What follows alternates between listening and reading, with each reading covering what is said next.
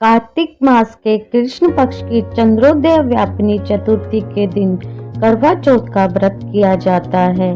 पति की दीर्घ आयु और अखंड सौभाग्य के लिए इस दिन भालचंद्र गणेश जी की अर्चना की जाती है।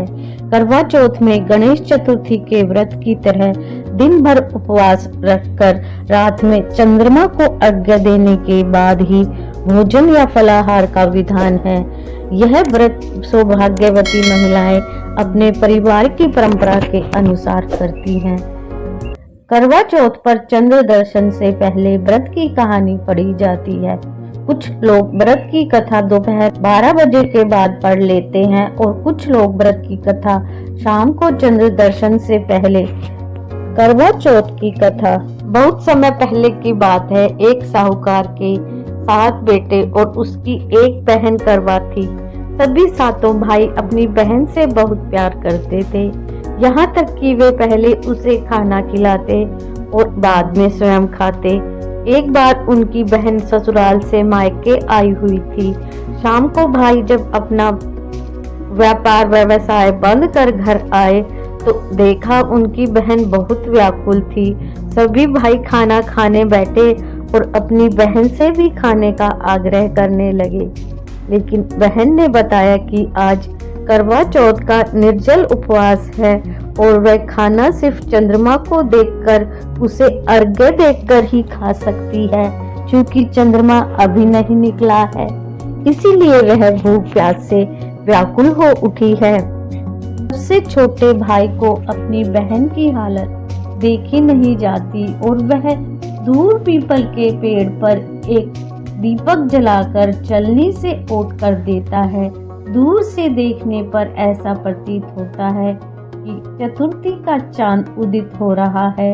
इसके बाद भाई अपनी बहन को बताता है कि चांद निकल आया है, तुम उसे अर्घ्य देने के बाद भोजन कर सकती हो।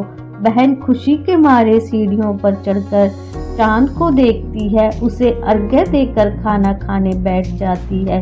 जब वह पहला टुकड़ा मुंह में डालती है तो उसे छींक आ जाती है, दूसरा डालती है तो उसमें बाल आ जाता है और जैसे ही तीसरा टुकड़ा मुंह में डालने की कोशिश करती है तो उसके पति की मृत्यु का समाचार मिलता है और वह बौखला जाती है।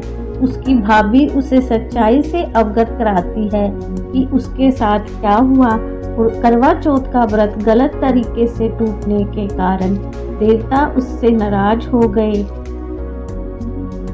सच्चाई जानने के बाद करवा निश्चय करती है कि वह अपने पति का अंतिम संस्कार नहीं होने देगी और अपने सतीत्व से उन्हें पुनः जीवन दिलाकर रहेगी। वह पूरे 1 साल तक अपने पति के शव के पास बैठी रहती है, उसकी देखभाल करती है।